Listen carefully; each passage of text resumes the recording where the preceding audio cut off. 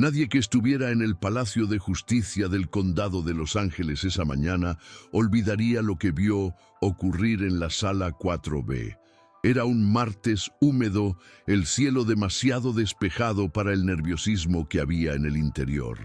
Mateo Ramírez llegó esposado, con el uniforme naranja del centro juvenil y los ojos hundidos de quien no ha dormido en días. Acababa de cumplir 18 años, pero parecía cargar con el peso de décadas sobre sus hombros.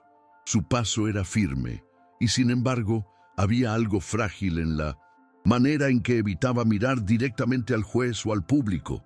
No era la primera vez que alguien como él, joven, latino, de un barrio periférico, era juzgado allí.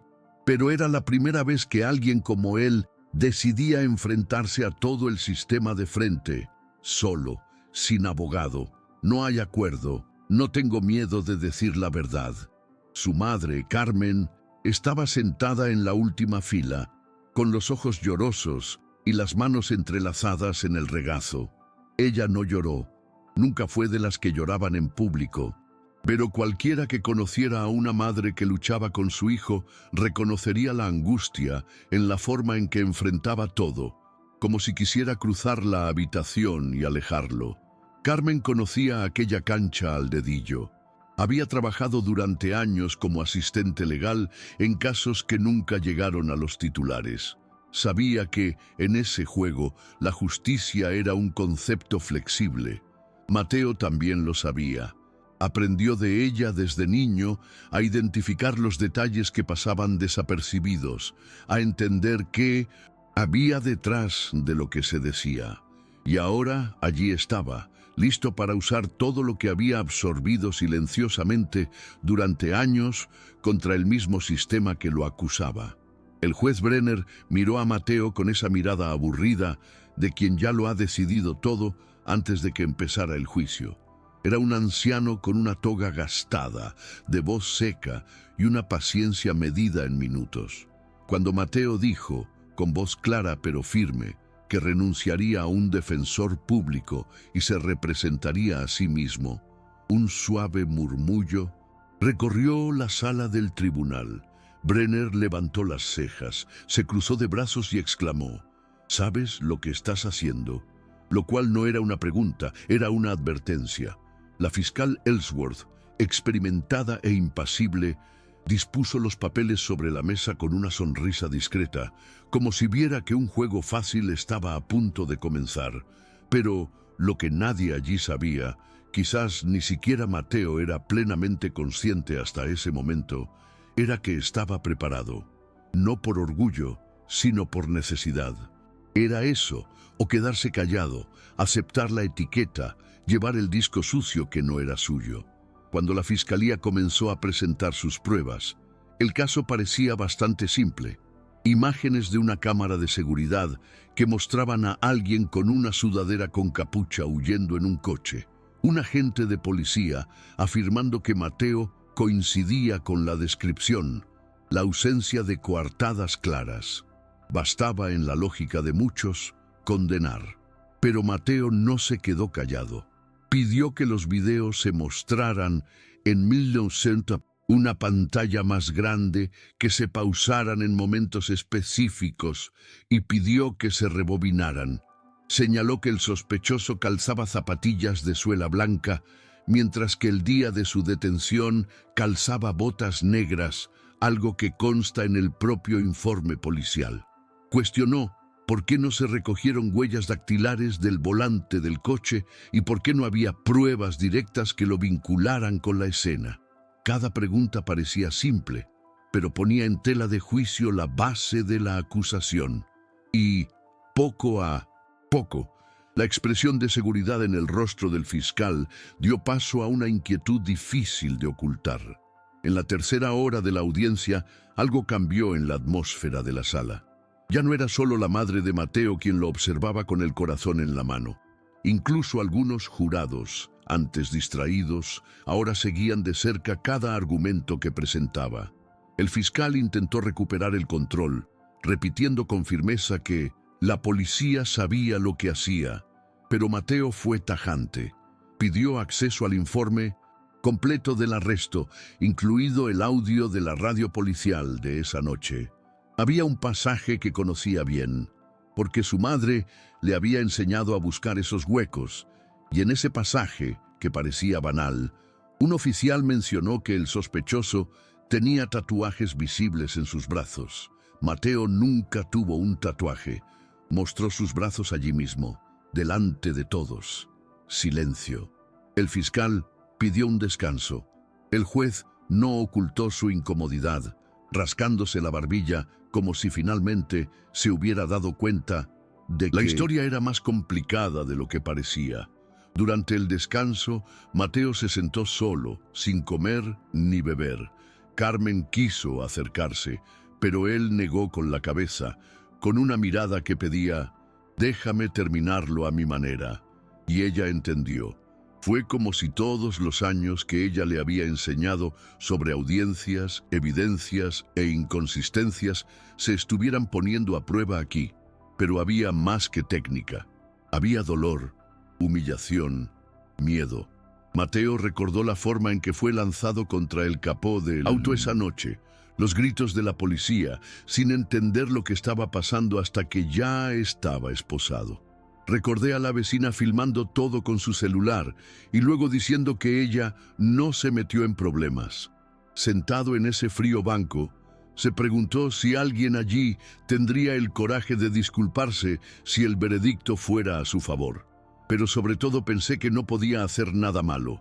No pude dudarlo, porque para muchos allí, un tropiezo le bastó para encajar perfectamente en el estereotipo que querían confirmar. Cuando se reanudó la audiencia, Mateo pidió hablar. El juez dudó, como si dudara de la relevancia de lo que aún tenía que decir. Pero él lo permitió. Lo que siguió no fue una defensa técnica, como se esperaría de un abogado capacitado. Fue algo más crudo, más directo. Mateo habló sobre el sesgo implícito en las vagas descripciones policiales, sobre cómo parecerse al sospechoso era a menudo una sentencia para personas con piel como la suya. Demostró, con documentos en mano, que en ese mismo momento se encontraba rumbo a su casa, en un autobús cuyo registro electrónico coincidía exactamente con el tiempo transcurrido entre la parada y la estación. El billete estaba allí, con la fecha y la hora. Su defensa no fue perfecta, pero fue honesta, y por alguna razón que nadie podía explicar, esto empezó a perforar la capa de indiferencia que habitualmente rodea a esa corte. El murmullo regresó, pero esta vez vino con miradas intercambiadas, notas rápidas y susurros entre los jurados. El fiscal intentó descalificar la evidencia diciendo que podría haber sido manipulada. Pero Mateo ya lo había previsto. Pidió acceso a las imágenes de seguridad del autobús. Y allí estaban. Se sentó solo, mirando por la ventana, escuchando música con grandes auriculares. El fiscal permaneció en silencio durante largos segundos. No había manera de negarlo. El juez se aclaró la garganta incómodo. La habitación estaba completamente en silencio. Por primera vez, el tribunal pareció realmente escuchar. Mateo respiró profundamente.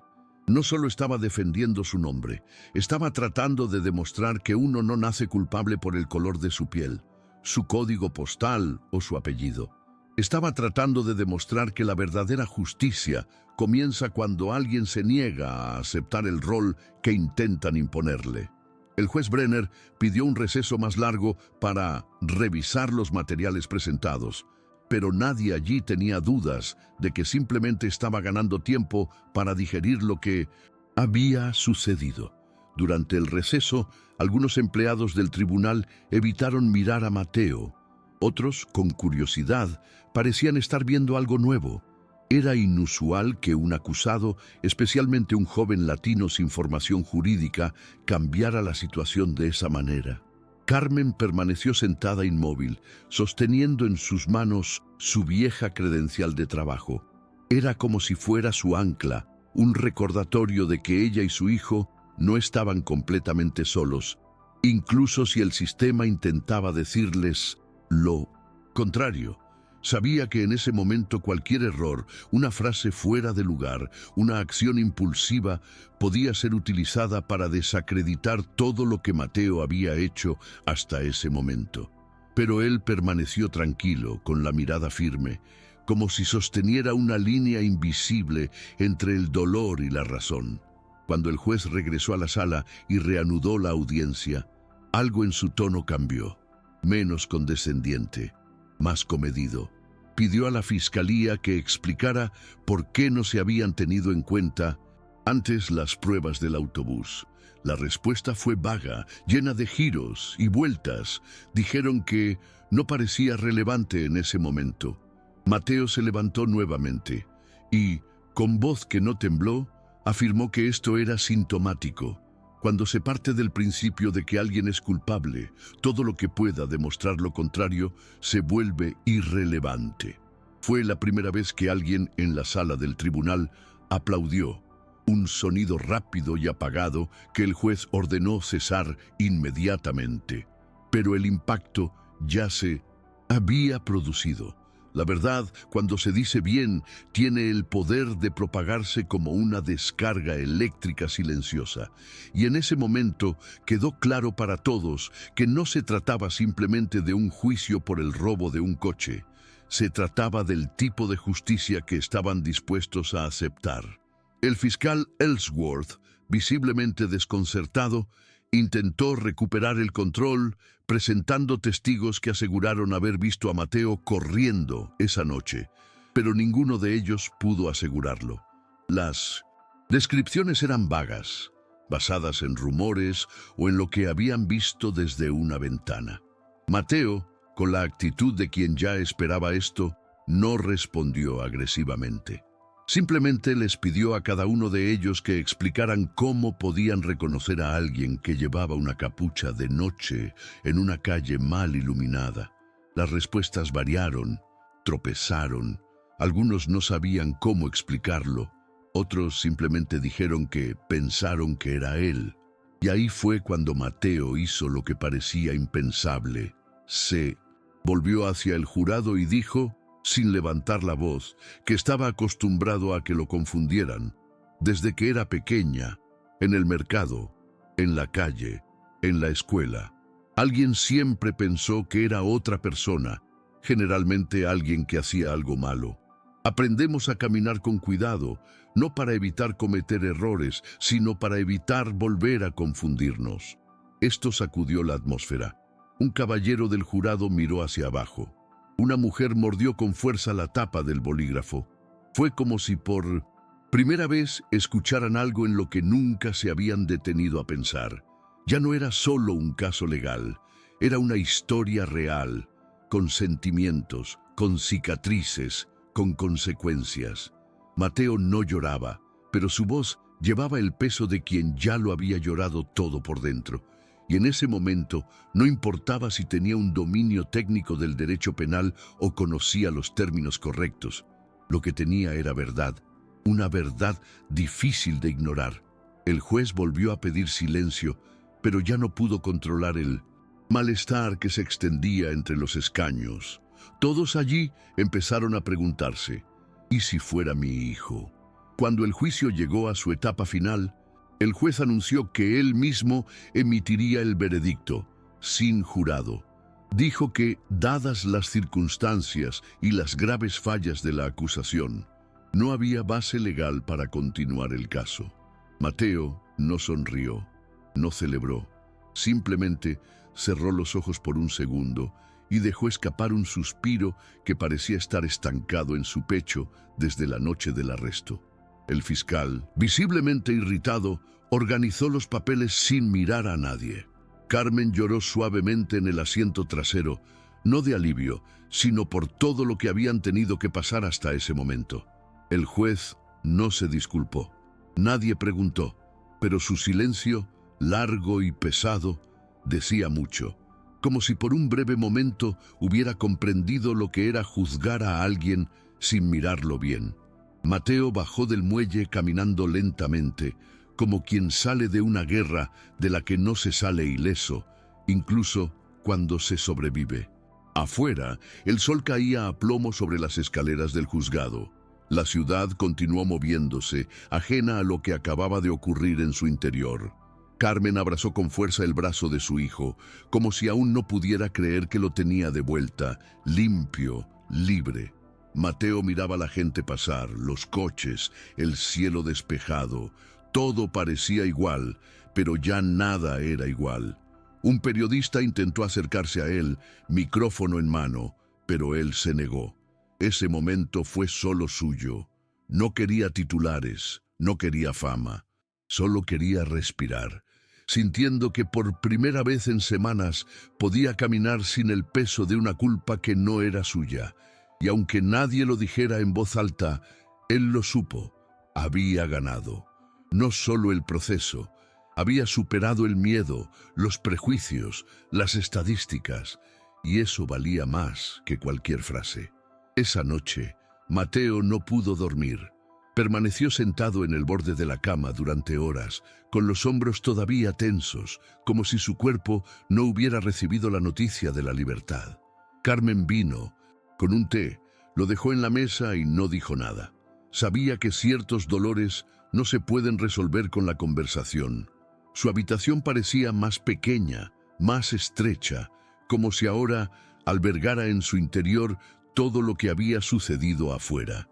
Estaba jugueteando con su celular sin foco, mirando fotos antiguas, mensajes de amigos que habían desaparecido durante el proceso. Pensó en responder, pero lo dejó pasar. Todavía no sabía cómo tratar con la gente que solo aparece cuando el miedo ha pasado. Verdad es que de alguna manera todavía se sentía atrapado, no por los barrotes, sino por lo que veía, por lo que oía, por lo que sentía. Eso no fue fácil. No bastaba con ser inocente en el papel. Era necesario volver a aprender a existir sin la mirada de desconfianza pegada a la piel. Alrededor de las 3 de la mañana, sacó el cuaderno donde anotó pensamientos al azar, fragmentos de frases que había dicho su madre, extractos de libros de derecho prestados en la biblioteca comunitaria. Escribió: «Hoy demostré que sé defenderme. Mañana quiero aprender a defender a los demás». Y se quedó mirando esa frase durante largos minutos, como si viniera de un lugar más profundo del que él conocía. No era todavía un plan ni una decisión formal. Era solo una semilla, pero allí, en ese amanecer silencioso, entre el alivio y el cansancio, algo nuevo nació en su interior. Mateo comprendió que ya no quería escapar de ese sistema, quería enfrentarlo de nuevo, pero ahora, desde el otro lado, no por venganza, sino por justicia, el verdadero, aquello al que casi nadie tiene acceso si no sabe gritarlo de la manera adecuada. La semana siguiente regresó a la corte, no como acusado, sino como observador. Se sentó al fondo de la sala, con el cuaderno en su regazo, escuchando otros casos, otras historias similares a la suya. Jóvenes como él, silenciosos, con defensores distraídos, fiscales apresurados, jueces impacientes. En una de ellas vio a un chico esposado, con la mirada baja, y recordó lo que había sucedido días atrás. Fue allí donde la idea se apoderó de ella definitivamente. Ya no era posible volver a ser el mismo Mateo que era antes. Había cruzado una línea, había visto el sistema desde dentro, había sentido la frialdad de los engranajes en su piel.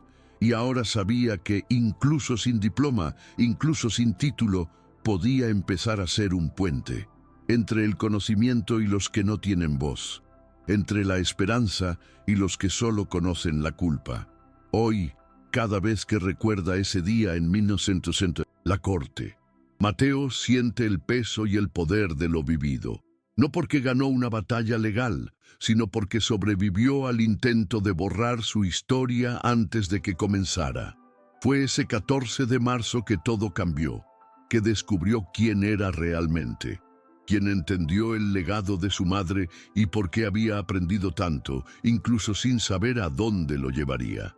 Ahora lleva la convicción de que su libertad no es solo suya, es parte de una responsabilidad mayor. Él continúa estudiando, preparándose. Y un día, cuando entres a esa misma sala vestido de traje y con la licencia de abogado en las manos, recordarás a aquel chico con la mochila a la espalda, solo ante el juez, y lo sabrás. Ahí empezó todo, y nunca se detuvo.